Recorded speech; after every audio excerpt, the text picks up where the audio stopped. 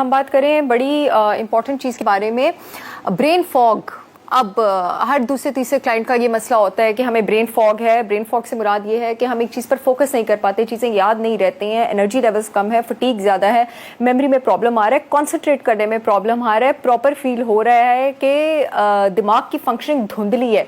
और ये पहचानने में आपको बहुत ज़्यादा मुश्किल नहीं होती है। जिन लोगों को ब्रेन फॉग होता है उनको फील होता है कि उनका कॉन्सेंट्रेशन, फोकस, अटेंशन, मेमोरी, इन सब चीज़ों में इशू है। इसके बेशुमार रीजंस हैं। इसका रीज़न मैंने एक बार पहले भी बात की थी, इंसुलिन रेजिस्टेंस भी हो सकता है, डायबिटीज़ भी हो सकता है, लीकी गट भी हो सकता है, अल्जाइमर्स डिजीज़ की तरफ यानी मेमोरी लॉस, डिमेंशिया की तरफ प्रोग्रेशन अगर आपकी हो रही है, इसका रीज़न ये भी हो सकता है। इसका रीज़न एस्ट्रोजन टॉक्सिसिटी भी हो सकता है, या बॉडी में दूसरे टॉक्सिन्स का बिल्टअप है, ये भी हो सकता है, या कोई खास फूड सेंसिटिविटीज़ और फूड एलर्जीज भी हो सकती हैं जो आपको सूट नहीं करी, उनकी वजह से हो सकता है। एक चीज़ जो कि ब्रेन फॉग की रिकवरी में बहुत ज़्यादा ज़रूरी है और वो दिमाग की सोजिश और इन्फ्लेमेशन कम करने में काम आती है, that is the omega 3 fatty acid. लेकिन ओमेगा 3 फैटी एसिड आपने सप्लीमेंट से नहीं लेना, वो आपने डाइट से लेना है। और डाइट में भी आपने एनिमल सोर्सेज से लेना है। आपने फैटी फिश से प्रेफर करना है, उसको लेना, salmon, sardines, mackerel, black cod, rainbow trout. अगर आप ये सब अफोर्ड नहीं कर सकते तो कुछ level of omega 3 fatty acid जो हम आम रोहू मछली लेते हैं उसमें भी मौजूद होते हैं आपके पास, जो कि बेक करके, स्टीम करके आप मछली में ले सकते हैं। आपने तल के नहीं लेने हैं। इसी तरह आपके पास जैतून के तेल में भी ओमेगा 3 फैटी एसिड्स मौजूद हैं।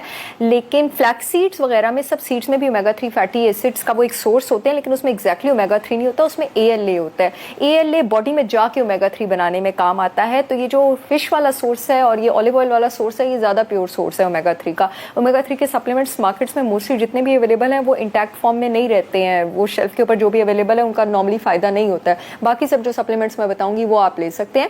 सीड्स को अगर आपने लेना तो उनको अच्छी तरह ग्राइंड करके लें ताकि उसके अंदर से ALA जिस्म में जज्ब और एब्जॉर्ब करने की ताकत ज़्यादा हो। दूसरा सप्लीमेंट आपके पास जिसकी मैं बात करना चाह रही हूँ that is magnesium. Magnesium glycinate की मैं ज़्यादातर बात करती हूँ, लेकिन दिमाग के फंक्शन को इंप्रूव करने के लिए आपने मैग्नीशियम का जो फॉर्म ऑफ सप्लीमेंट लेना है that is magnesium थ्रियोनेट।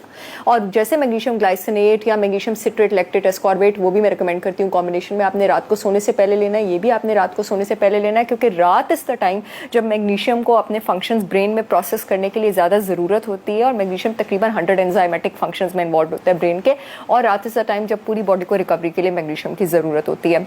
Next supplement जो कि आपके पास बहुत ज़्यादा इंपॉर्टेंट है that is alpha lipoic acid. मैंने जब डायबिटीज़ के सप्लीमेंट्स पे वीडियो की थी तब भी मैंने अल्फा लिपोइक एसिड की बात की थी। इतना स्ट्रॉन्ग एंटीऑक्सीडेंट है, तो ये जितने भी इन्फ्लेमेटरी रिएक्शंस होते हैं ना बॉडी में, उनको काम डाउन करता है, खास करके ब्रेन के हिपोकैम्पल एरिया में, वो एरिया जो आपका अटेंशन, फोकस और मेमोरी के साथ एसोसिएटेड है। तो जब इन्फ्लेमेशन नीचे होगी, सोजिश नीचे होगी नर्व्स की, ब्रेन सेल्स की, brain will be able to perform better. इससे अगला जो सप्लीमेंट है that is very very important, acetyl L-carnitine, जो कि ऑलमोस्ट बॉडी के हर सेल में प्रेजेंट है। Acetyl L-carnitine 1000 to 2000 mg milligram की डोज में आपने लेना है।